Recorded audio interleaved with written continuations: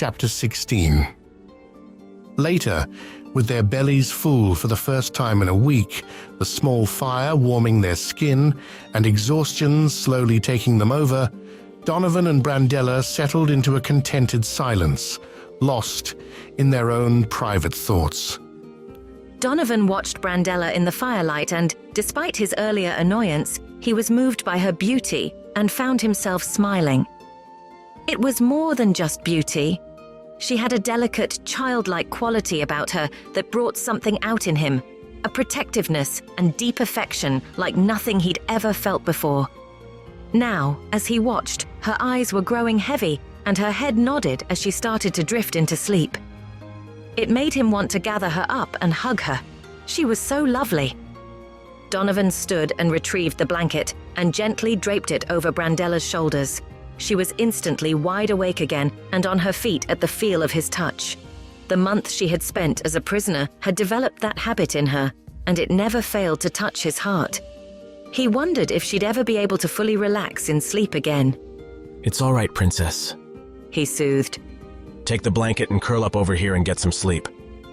The sleepy confusion and wariness left Brandela's eyes at the sound of his voice, replaced by a small, affectionate smile. She shrugged the blanket from her shoulders and held it out to him.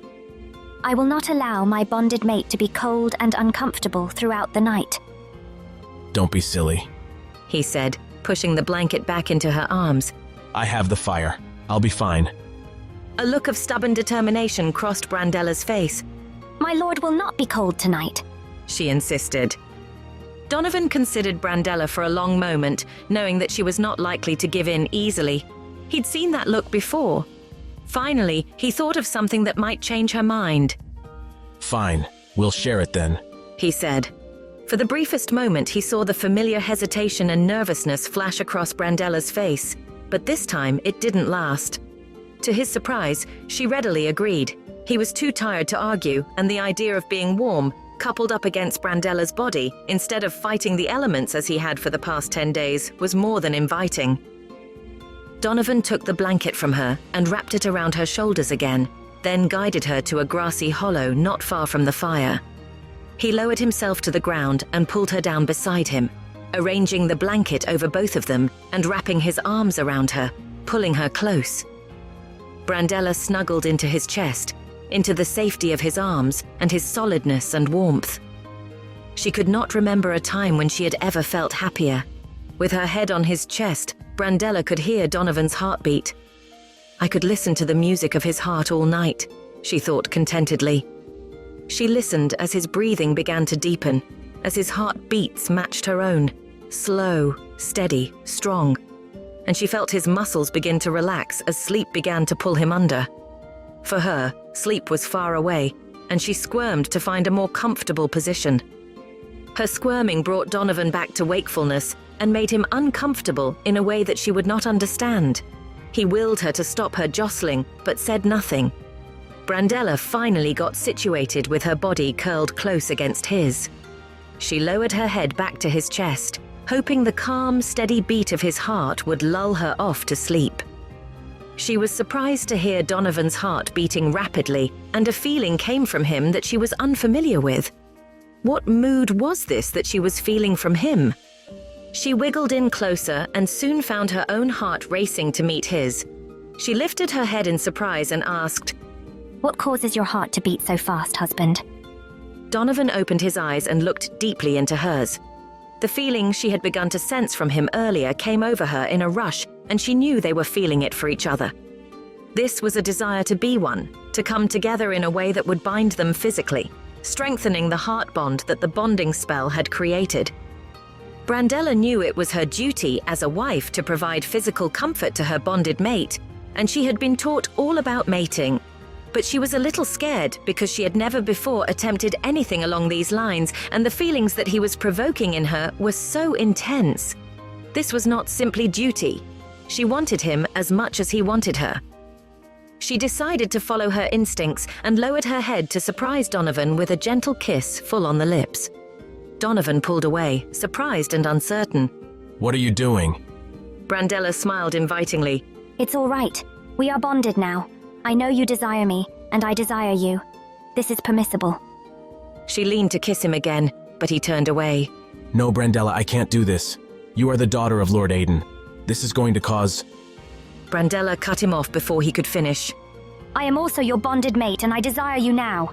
She shot back impatiently. Brandela did not understand these strange and powerful new feelings and emotions, but she knew instinctively that only he could give her what she wanted. Please, She whispered. She stroked the side of his face and kissed him again. This time, he did not resist. The kiss stirred strange sensations in her and left her lightheaded and wanting more. They kissed gently for a long time, experimenting, exploring, both caught up in the seduction of this new experience. Then Donovan did something that Brandela could not have imagined or anticipated in 1,000 years. He licked her bottom lip, and when she opened her mouth slightly, he slid his tongue into her mouth, teasing her tongue with his. The feeling that this provoked in her took her completely by surprise. Shivers coursed through her body, and her desire to unite with him became nearly uncontrollable. Her kisses became urgent, and she pleaded with him in incoherent tones that he somehow seemed to understand perfectly. Donovan rolled over, still kissing her, pinning her slender body beneath his with her legs apart. Donovan stopped and looked at her for a long moment, until she questioned, why have you stopped? I'm giving you a chance to back out of this. I won't be able to control myself if we go any further. Brandela stroked his hair affectionately and replied, I have never wanted anything more in my entire life. Donovan's last remaining threads of resistance broke, and he began to make love to his princess. Afterward, spent and contented, they slept entwined in each other's arms. As she drifted off to sleep, Brandela wished that this time she had with Donovan would last forever. The next morning, Brandela awoke to find Donovan up and smothering the campfire. He was still nude from the waist up, and her eyes traced the hard curves of his muscles as he performed his task, completely unaware that he was being observed. She remembered how good it felt to have his bare skin next to hers last night, and felt heat rush to her face at the memory. She sighed and began to rise, but suddenly realizing that she had no clothing on, she grabbed the blanket and covered herself. Donovan saw the sudden flurry of movement out of the corner of his eye and turned his head to look behind him.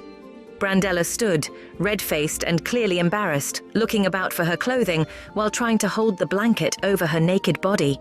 He smiled, somehow charmed by her modesty, even after what they had done last night. He didn't understand it. They were the only two people around for leagues, after all. But he found it rather endearing. Donovan knew he should probably be a gentleman and turn back around to let her find her clothing without being scrutinized. But her obtuse behavior the day before, when she purposely kept from him what she knew about them being bonded, deserved a little payback. So, with a playful cock of his eyebrow, he turned to fully face her and settled himself on the ground as if he was getting ready to watch an entertaining play. Brandela noticed him watching her and glanced around nervously, clutching the blanket tighter to her breasts. When he continued to stare, she blushed deeper and finally said, Donovan, do you mind giving me a little privacy while I find my clothing? Donovan grinned wickedly and replied, Yes, I do mind. Brandela stared back at him, surprised and confused by his unexpected answer to a reasonable request. Donovan, please, I need to get dressed. I request some privacy. Donovan chuckled, clearly amused by her discomfort. In a teasing tone, he asked, Did you not pledge your body to me yesterday? Did you not say command me as you will? Brandela's eyes widened as she realized what he was playing at, and her nervousness began to turn to annoyance. I command you to drop that blanket and get dressed, he said, his eyes glittering with delight. He had every intention of giving in to her desire for privacy. He just wanted to play a little first. He expected her to protest and refuse, but to his utter surprise, Brandela straightened her back, lifted her chin with royal dignity, and dropped the blanket to the ground. Donovan's grin faded as his eyes traveled over the delicate curves and soft feminine features of her body. How on Ryyah is this possible, he thought. How can this beautiful creature possibly be mine? The sight of her aroused him again, leaving him breathless and speechless. Brandela, at first overwhelmed by her own feelings of embarrassment and humiliation, did not feel his reaction to the sight of her right away. But as his passion grew stronger, She felt it within her heart and met his eyes. Her shyness turned to surprise and then to a strange, eager excitement as she realized that he had every intention of making love to her again. She remembered her mother once telling her about Elven marriage and how Elven males typically expected to engage intimately with their bonded mates once or sometimes twice a year. Apparently, it was different with human males. She couldn't really say that she minded. Now, standing naked before her husband, feeling his passion coursing through her own veins, she smiled invitingly. He needed no further encouragement and did not keep her waiting a moment longer. 2 hours later, they were back on the trail, making their way towards the walled, free town of Grendel. Donovan knew of the town from maps that Elena used to share with him. From what he remembered of the maps, he estimated that they should arrive sometime tomorrow if they were able to keep up their current pace. Donovan was looking forward to reaching the town. Their supplies were running desperately low, and having a few days to blend in with other people, to eat proper food and really rest, would be a real treat. He hoped to sell his elven dagger or short sword to get some of the local currency, and then he could renew their supplies, and perhaps even have enough left over to find Brandela more comfortable clothing to finish their journey in. He glanced back at her, striding out in her oversized ranger uniform. She had never complained, and he knew it would please him as much as it would her to be able to give her a more feminine outfit. Not that I need anything more to distract me, he thought ruefully. He thought about the past few hours and shook his head, smiling. How on Ryyah had he let himself become so distracted from their primary goal, which was to get of them home in one piece? How was possible that this elven maiden was now his wife? Akenji was never going to believe this, and neither would Lord Aiden. Donovan frowned at the thought of Lord Aiden. This was definitely going to be a problem when they got back home. Brandela followed quietly behind, lost in her own thoughts. She could still feel Donovan's fingertips grazing her skin and was amazed by the gentleness of his touch. He was such a hard, strong, rough young man, but she had seen the truth of his nature from the very beginning. She knew that hard exterior was covering up a gentle heart, and the power of the love she felt for him nearly overwhelmed her. She suspected that the bonding spell did not create love, but only enhanced the tender feelings that were already there in one's heart, for she had felt a strong attraction to him right from the first time she had met him. Weeks before the spell had been activated, they had challenges to face, she knew. Even if they survived, and even if her father somehow found a way to accept Donovan, there were other concerns. She knew from her rudimentary studies of other races that humans did not live all that long when compared to the elves. What would she do without him when his time on Ryyah was done and she still had hundreds of years ahead of her? Bonding could only happen once in an elf's lifetime. In truth, she couldn't imagine being married to anyone else or allowing any other man to touch her in the way that Donovan did. These feelings and longings she had were for Donovan only and no one else. She did not regret what had happened because however short a time they may have together, she could not imagine a life in which she did know him the way she did now. He was her lord, her husband, and she would stand with him no matter the consequences or what troubles would come in the future. She would make her father understand that, regardless of his feelings about the situation, she would always remain loyal and faithful to Donovan, no matter the cost. Thank you very much for watching. If you like this video, please be sure to give it a thumbs up and subscribe and follow our channel. This is a Watson Lee Publishing production. Copyrighted, all rights reserved.